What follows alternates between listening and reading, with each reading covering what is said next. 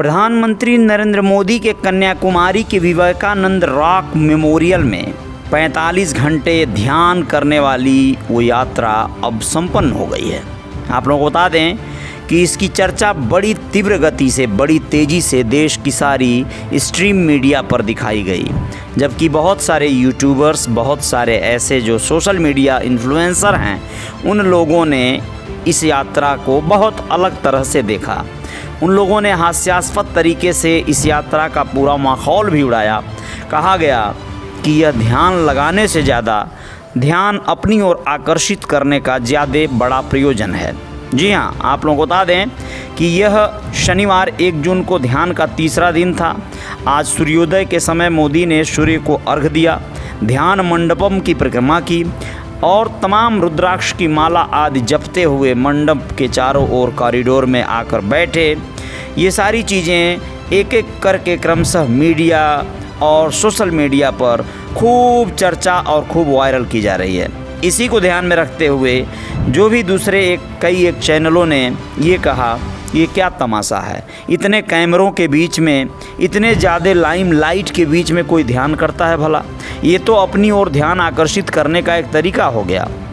ऐसे में आपको इतना बता दें कि मोदी के ध्यान के खिलाफ तमिलनाडु कांग्रेस कमेटी ने मद्रास हाई कोर्ट में याचिका दायर कर दिया। याचिका में कहा गया है कि प्रधानमंत्री की विवेकानंद रॉक यात्रा पर कोई आपत्ति नहीं कर सकता है, लेकिन लोकसभा चुनाव 2024 के 7वें फेज के कूलिंग पीरियड के दौरान उनकी यात्रा हिंदू भावनाओं को भड़काने और अपने आधिकारिक पद का दुरुपयोग करके वोट हासिल करने की कोशिश है, इसलिए इस पर कार्रवाई होनी चाहिए। उधर मोदी के कन्याकुमारी दौरे को लेकर एक और संगठन थंगथाई पेरियार द्रविड़ कड़गम ने गुरुवार को मदुरै में प्रधानमंत्री के विरोध में काले झंडे तक दिखा दिए। इसी संगठन ने ट्विटर पर गो बैक मोदी के नारे लगवा दिए, पोस्ट किया इस तरह का। चुनाव के दौरान प्रधानमंत्री की ध्यान यात्रा करने पर चुनावी कानून के तहत कोई रोक नहीं है। चुनाव आयोग ने इसी तहत ये अनुमति 2019 के लोकसभा चुनाव के दौरान भी पीएम को दे दी थी, जब ये जाकर गुफा में ध्यान लगा रहे थे। आपको बताएं कि जानकारों के मुताबिक अधिनियम 1951 की धारा 126 का हवाला दिया गया है इसमें, जिसमें मौन अवधि साइलेंट पीरियड के दौरान का सार्वजनिक बैठकों या जनता के बीच चुनावी प्रचार प्रसार प्रदर्शन पर रोक का उल्लेख है, जबकि साइलेंट पीरियड मतदान प्रचार खत्म होने से वोटिंग खत्म होने तक का समय होता है।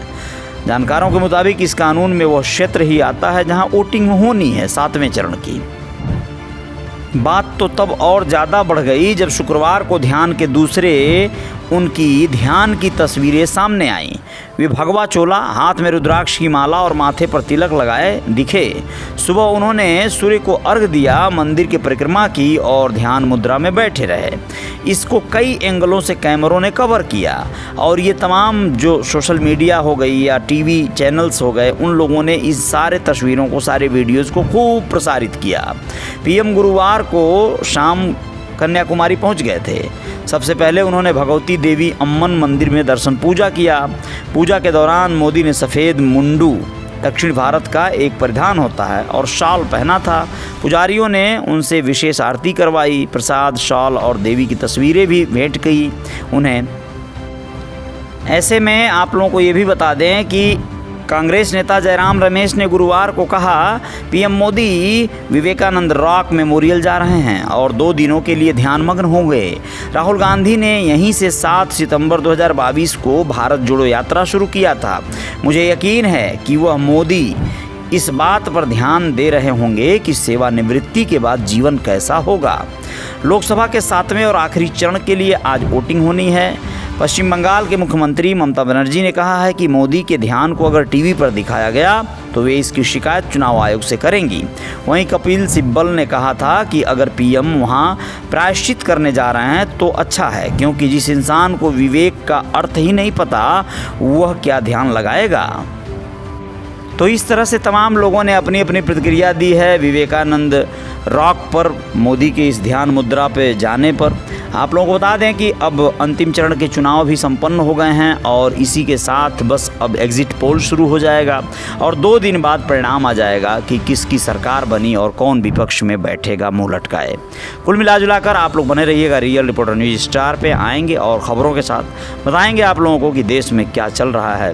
जय जयकार किसे कहते हैं। जय हिंद, जय भारत, शुक्रिया।